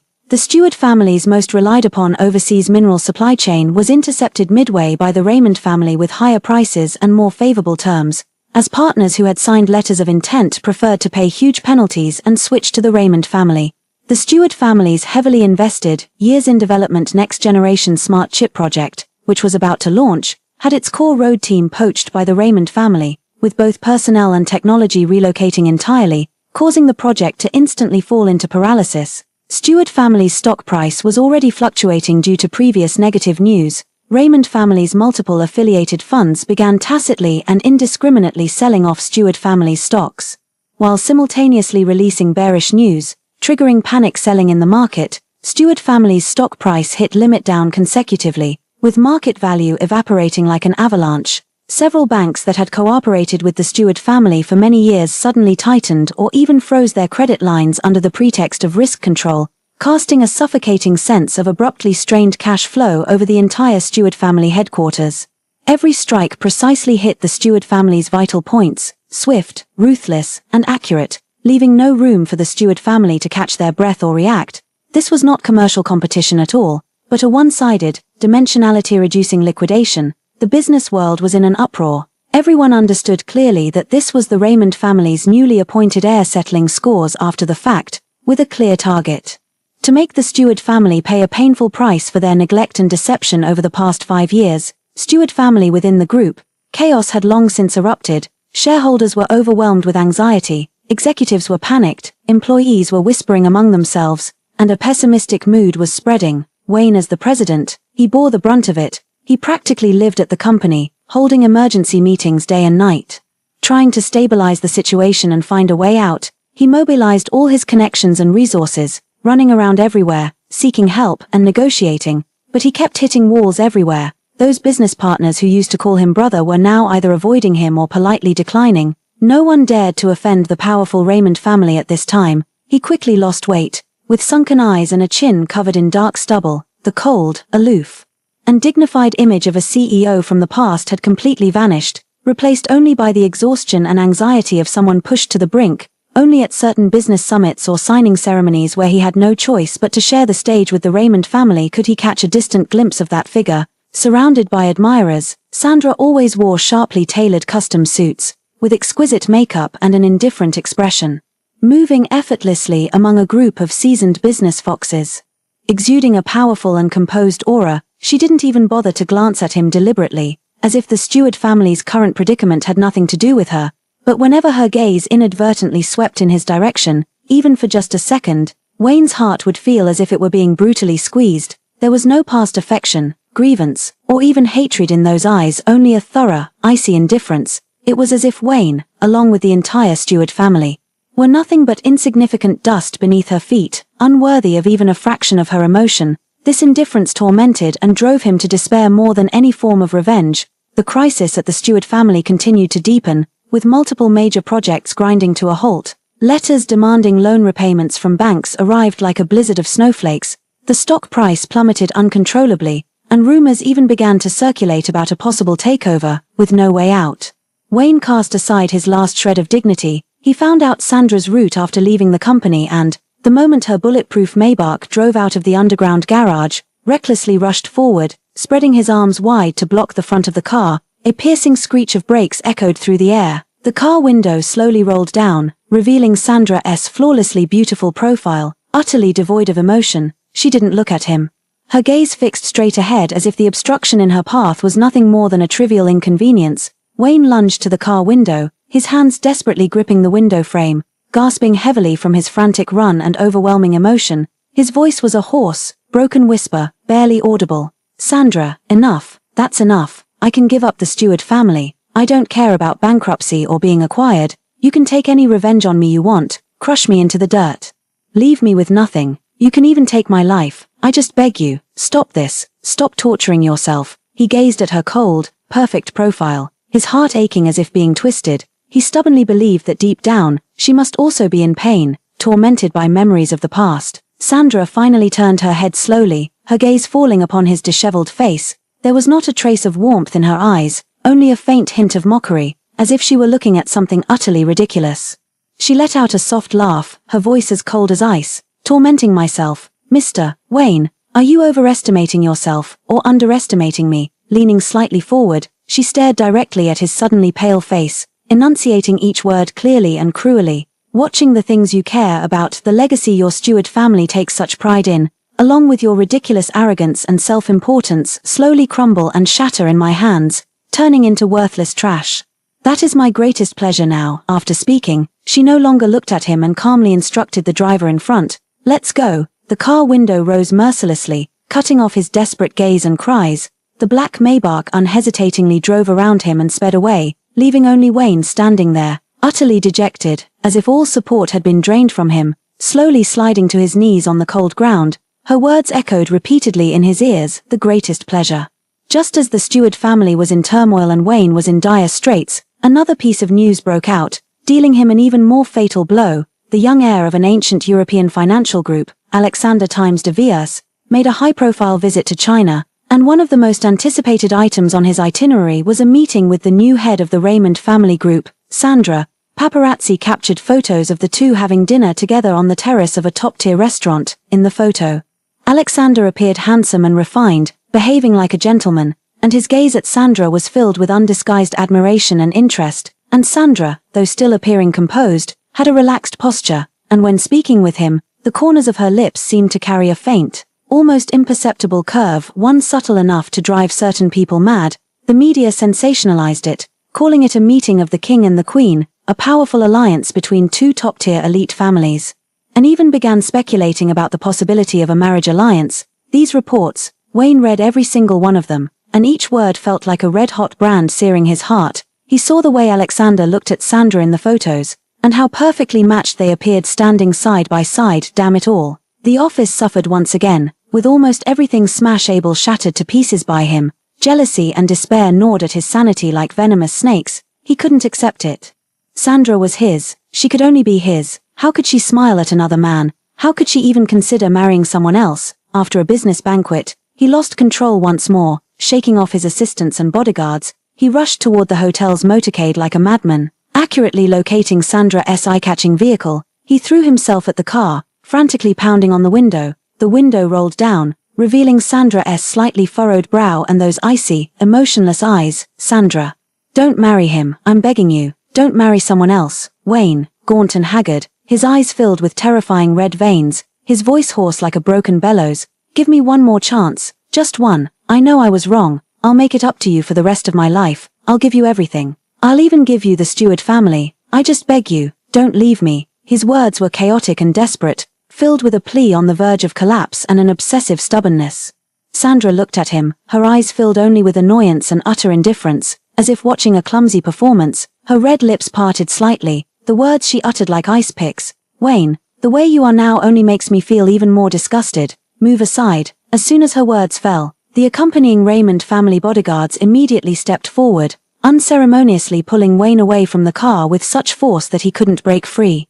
He could only watch helplessly as the car drove away heartlessly once again, disappearing into the night, leaving him behind like a wounded beast, letting out a pained and resentful roar. However, the dramatic twists of fate are always unexpected. A few days later, Sandra traveled to a neighboring city to evaluate an important investment project. On the highway back, the vehicle she was riding in encountered an extremely unexpected serious accident. A heavy truck, as if out of control, slammed violently into her car. The accident happened in an instant. The tremendous impact severely deformed the bulletproof Maybach, sending it tumbling and crashing through the guardrail. The news reached the Raymond family at lightning speed, and also found its way to the ears of those who had been closely monitoring Sandra's movements. Wayne was in the middle of an emergency meeting crucial to the survival of the Stewart family when he received an urgent call. His face instantly turned as pale as paper, and he shot up from his chair, knocking over the water glass on the table. He rushed out of the conference room without a second thought,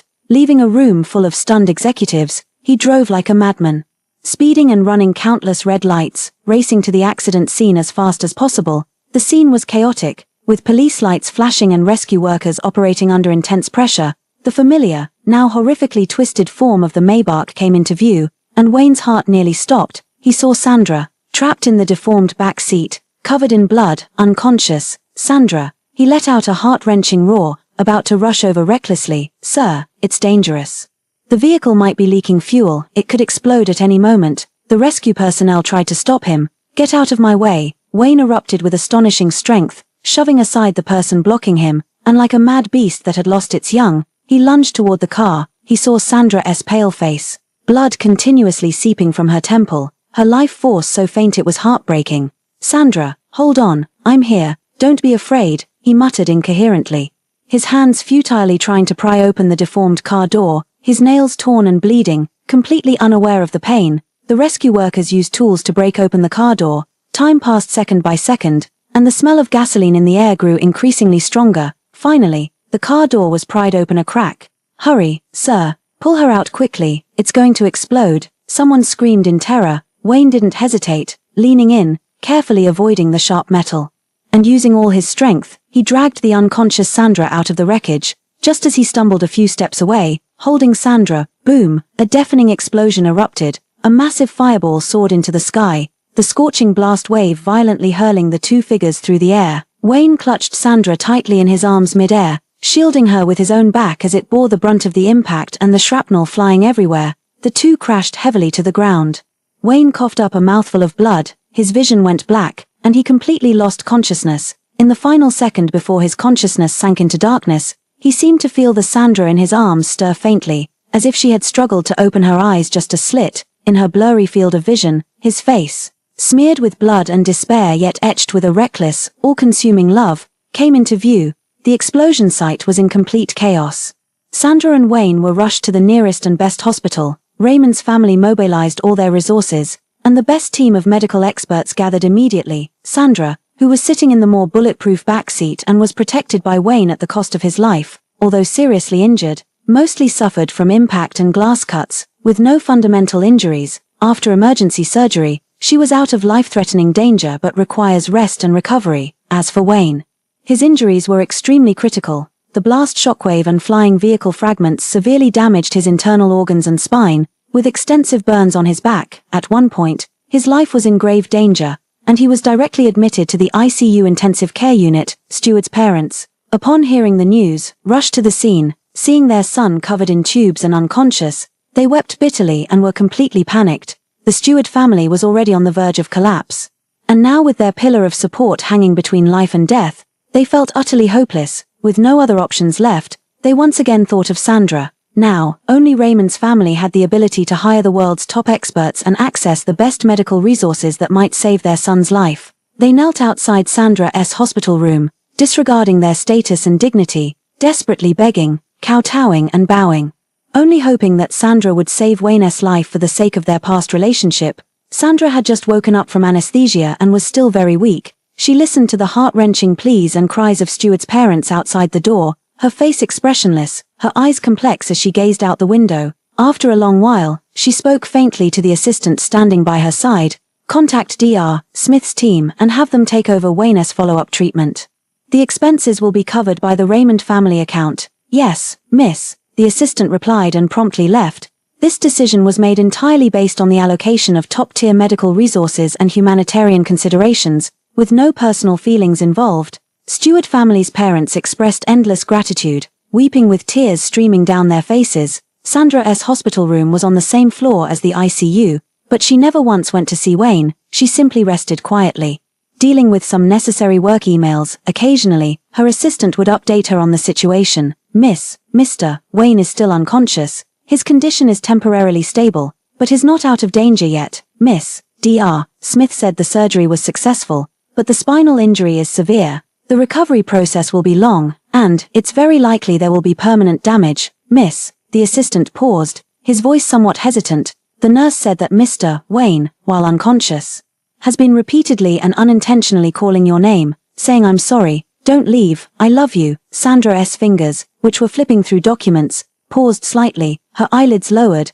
making her emotions unreadable. A few seconds later, she continued turning the pages, her voice calm and steady. "Without a single ripple of emotion, spare no effort in his treatment, ensure the best medicine and equipment are used. The Raymond family isn't short of money." The assistant nodded respectfully and said no more. Days passed one by one. With the full efforts of the top medical team, Wayne finally passed through the gates of death, and his vital signs gradually stabilized. That day, his long eyelashes fluttered a few times, and he struggled to open his heavy eyelids. His blurred vision gradually focused, revealing the stark white hospital ceiling and an 4-drip bag. The nurse keeping watch by his side was pleasantly surprised to find him awake and quickly stepped forward to ask softly, "Mr. Wayne, how are you feeling?" Wayne's lips were dry and cracked, moving slightly as he let out an extremely faint, hoarse voice that was almost inaudible. Yet the first question he asked was, Is she okay?" The nurse was taken aback for a moment before realizing who he was referring to, and quickly replied, "Don't worry, MS. Sandra has only minor injuries. She has already been out of danger for a while and is currently resting." Upon hearing this, Wayne seemed to finally release the tension that had been gripping him. It was as if all the strength had been drained from his body, and he let out a heavy sigh of relief before sinking back into silence. His eyes, now vacant, stared blankly at the ceiling, lost in thought. The belated truth is like a slowly peeled scab. And the despairing confession may have only just begun. He survived, but how will he spend the rest of his life, bought at the cost of his health and her complete indifference? After struggling in the ICU for over a month and enduring a long and painful rehabilitation in the general ward, Wayne was finally discharged from the hospital. His body was saved, but the permanent damage to his spine prevented him from standing as straight and tall as before. There was a barely noticeable limp in his walk, and the hideous burn scars on his back were a permanent mark of the brutality of that explosion. However, these physical wounds were far less painful than the desolate silence within his heart. Having narrowly escaped death's door, the near-death experience felt like a brutal baptism. Washing away his last traces of resentment and delusion, he finally came to a clear, despairing realization. The harm he had caused Sandra had already penetrated to the bone, beyond repair. His so-called love had long become a heavy burden and a repulsive entanglement to her, serving no purpose other than to make her weary and drive her away. He sat in the vast, cold villa, holding the latest financial newspaper. The front-page headline featured a large photo of Sandra and Alexander de Villiers, the heir of an ancient European financial group.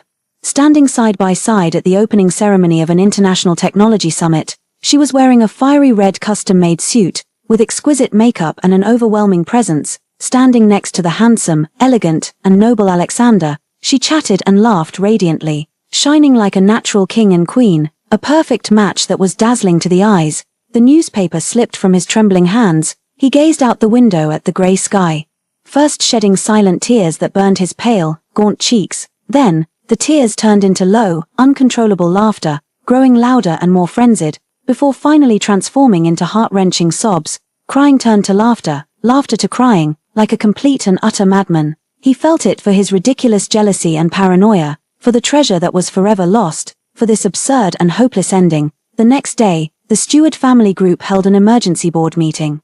All the directors and executives held their breath, waiting to see how this president, who had narrowly escaped disaster, would turn the tide and save the precarious Stewart family. However, Wayne's appearance left everyone stunned. He wore a simple black suit, his face still pale and his figure gaunt. The sharp, commanding presence that once dominated every room had vanished, replaced by a profound weariness and an almost ethereal calm. He didn't look at any reports, didn't discuss any rescue plans. Instead, in a hoarse yet clear voice, he announced two earth-shattering decisions. First, effective immediately, he would resign from his positions as CEO and all management roles at the Stewart family group. Second, he had signed documents to dispose of all his personal assets. The vast majority would be anonymously donated to charity, while another portion would be used to establish a permanent charitable fund in the name of Sandra, dedicated to funding education and medical assistance for underprivileged women. The conference room was dead silent, then erupted into an unbelievable uproar. "Wayne,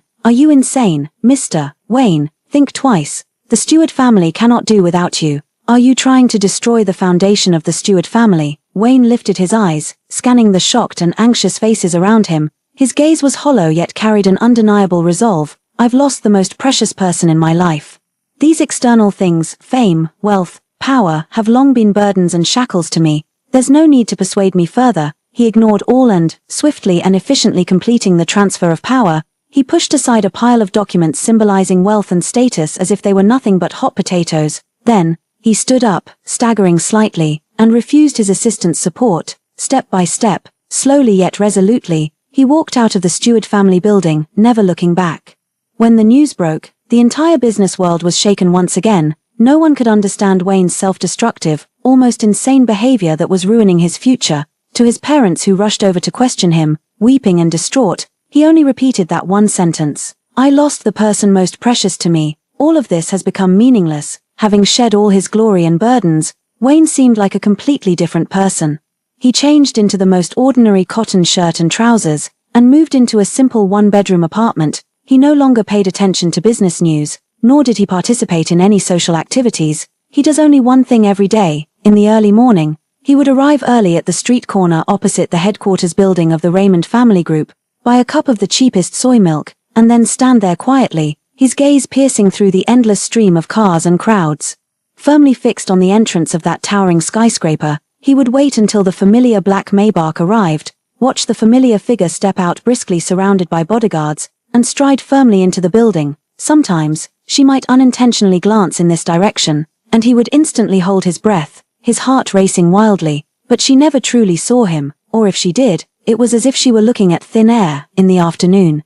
He might go to Sandra, the exclusive members-only library that she occasionally visited, sitting in the farthest corner, holding a book he couldn't focus on at all, while his gaze remained fixed on the figure who might be reading by the window or handling documents. Her focused profile, her slightly furrowed brows, everything made his heart ache, yet he couldn't help but stare greedily. In the evening, he would appear punctually downstairs at Raymond's house, watching her leave by car until the taillights disappeared around the street corner. Only then, as if completing some kind of ritual, would he silently walk away, dragging his slightly limping leg. He did nothing, didn't approach, didn't disturb, only watched, like a devout penitent, or like a homeless wanderer, stubbornly guarding the one light he had long since lost. Sandra's bodyguards had long noticed him, approaching several times to coldly order him away.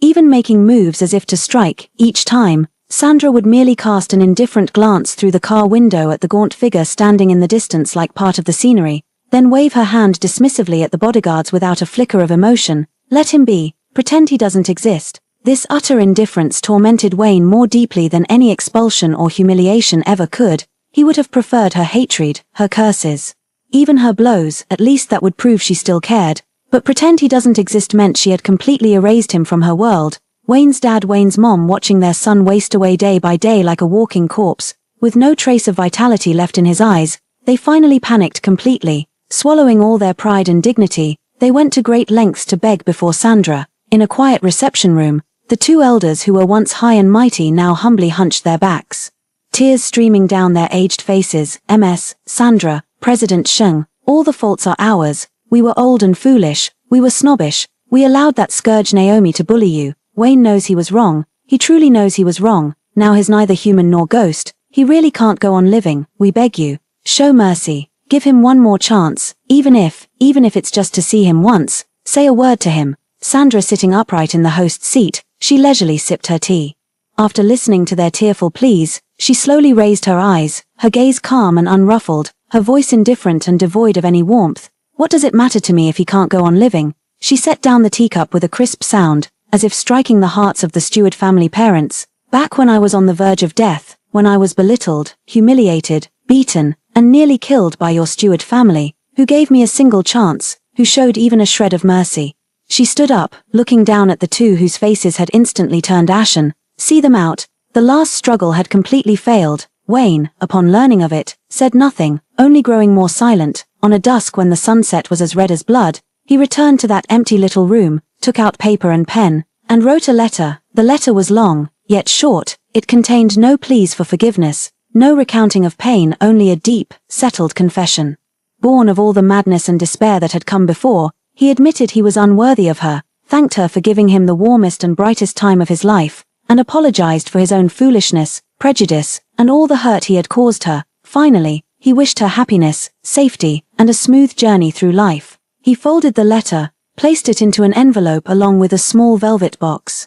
Inside the box was the engagement ring he had secretly custom-made 3 years earlier, the one he had never given her. Held back by ridiculous notions of social status and his own hesitation, he went to the post office and carefully mailed the letter without writing a return address. Then, he returned to his residence, simply packed a backpack, told no one, and at dawn, boarded the earliest train leaving City N, disappearing into the vast sea of people. A few days later, Sandra received the anonymous letter and the small box at the office. When the assistant informed her that the sender's information was vague, she seemed to have already guessed what it was. She dismissed her assistant and sat alone behind the wide desk, silently staring at the envelope for a long time before slowly opening it. She read the letter first. The handwriting was somewhat shaky, yet written with extreme care. Every word seemed to be carved out with great effort. She finished reading it calmly, her face showing no expression, as if she were reading an unimportant report. Then, she opened the velvet box. The brilliant diamond refracted a cold gleam under the light, its design exquisite and unique, clearly crafted with immense care. Unfortunately, it was given too late, and it had long lost the meaning it was meant to hold. She picked up the ring, examined it at her fingertips for a few seconds, then without hesitation, casually tossed it deep into the password-locked drawer at the very bottom of her desk, mingling it with a pile of unimportant documents and miscellaneous items, as if it were not a priceless diamond ring, but merely an old relic from the past that needed to be cleared away. She did not reply to the letter, nor did she ever mention it again, but on that very same day, she issued an order. The Raymond family group was to cease all commercial suppression against the Stewart family group and resume the normal business evaluation process. This order, seemingly ordinary, allowed the previously struggling Stewart family to finally catch their breath and slowly begin a difficult recovery, but this had nothing to do with Wayne anymore. Not long after, at an exceptionally grand and lavish private dinner hosted for her by the European heir Alexander Times de Vries. The air was filled with the scent of perfume and the glitter of jewels, as celebrities and dignitaries gathered. Amid the melodious strains of a violin, Alexander knelt on one knee and presented a historically significant antique ring, passed down through his medieval family, proposing to Sandra. The entire room fell silent instantly, with all eyes fixed on Sandra, awaiting her response. This is undoubtedly a remarkable tale of a powerful alliance. Sandra looked at the handsome, deeply affectionate man before her and smiled slightly. The smile was proper and elegant, yet carried an unapproachable sense of distance. She reached out to symbolically assist Alexander to his feet, her voice clear and firm, carrying throughout the venue. Alexander, thank you very much for your deep affection and kind intentions. This ring is extremely precious, but I'm sorry. My current focus and energy are entirely dedicated to the development and future planning of the Raymond family group. I am temporarily unable to consider marriage. I sincerely appreciate your feelings. She refused him decisively, yet still preserved his dignity completely. Alexander's eyes flashed with a trace of disappointment, but it was quickly replaced by respect and understanding. He gracefully kissed the back of her hand, indicating that he would forever remain her loyal friend and partner. The dust has settled, Sandra declared to the world in the most direct way. She didn't need to consolidate her position through marriage, her kingdom was hers to rule. From then on, Sandra took complete control of the Raymond family's commercial empire. With her iron will, sharp vision, and decisive leadership, she led the group to new frontiers, reaching unprecedented heights. She frequently graced the covers of major financial magazines, with headlines invariably reading Queen of the Business World, sole heir of the top Tycoon family, and the woman who redefined the rules. In media reports, she is always portrayed as confident, powerful, beautiful, and unattainable. Occasionally, tabloid journalists capture a blurry silhouette of her at the inauguration ceremony of a Hope primary school in a remote southwestern town. As the camera zooms in, the face that once captivated City N now bears the marks of time, with calm yet weathered eyes. Only when looking at the children does a faint trace of warmth emerge. On the other side, Sandra stands before the panoramic glass curtain wall on the top floor of the Raymond family group's skyscraper, overlooking the dazzling, vibrant city nightscape beneath her feet. Her gaze is resolute, sharp, and unwavering. A new era, her era, has long since begun. Time flows. White clouds turn into grey dogs. Years passed in the blink of an eye. Sandra's name was no longer just a name, but had become a legend, a symbol, under her leadership. The Raymond family group continuously expanded its territory, with its influence reaching across the globe, becoming a true business empire. She herself became increasingly low-key and mysterious, yet remained an object of admiration and study for countless people. Her love life remained a void, as if all passion and affection had long been burned out in her youth, leaving behind only an absolute grasp on power and career. Occasionally, there were rumors about her close association with certain elites, but they were eventually proven to be nothing more than business collaborations. It seemed she no longer needed love. She was already complete and powerful enough on her own, and in some unknown corner of the world, perhaps in a humble school on the Tibetan plateau, perhaps outside a tent at a charity medical station in Southeast Asia, or perhaps just in a quiet seaside town library, there was always a silent figure. He wore the most ordinary clothes, did the most mundane things, with calm eyes, and rarely communicated with others. No one knew where he came from or what he had done before. It was as if he had completely detached himself from that once glamorous yet cruel and cold world that had belonged to him. Choosing a life almost like that of an ascetic to spend the rest of his days, he engaged in charity work, using this method to silently atone for sins that could never be fully redeemed, and to mourn a past that could never be reclaimed. Occasionally, through a shabby television or discarded old newspapers, he would catch a few words about her, seeing her secure another groundbreaking project, seeing her top another authoritative list, seeing her remain beautiful, powerful, and unattainable. At such moments, he would pause what he was doing and watch quietly, his gaze complex, filled with a distant, vague pain, a bone-deep regret. And perhaps even a hint of pride for her that even he himself failed to recognize. Then, he would look away and continue with his own affairs in silence. What lay between them was no longer just mountains and rivers, but an entire shattered past and lives that could never align again. As time stretches on, City NS upper-class circles have long forgotten the legends of Wayne. The once influential, noble, and aloof young master of the Stewart family has faded from people's memories. Like a stone cast into the center of a lake, the ripples have dissipated, leaving no trace. Meanwhile, the name Sandra is destined to shine throughout an era, remembered and celebrated. Some people, once missed, are gone forever. Some debts, once incurred, are hard to repay in this lifetime. Vast mountains and rivers. The warmth of human life. None is you, yet all is you. The end.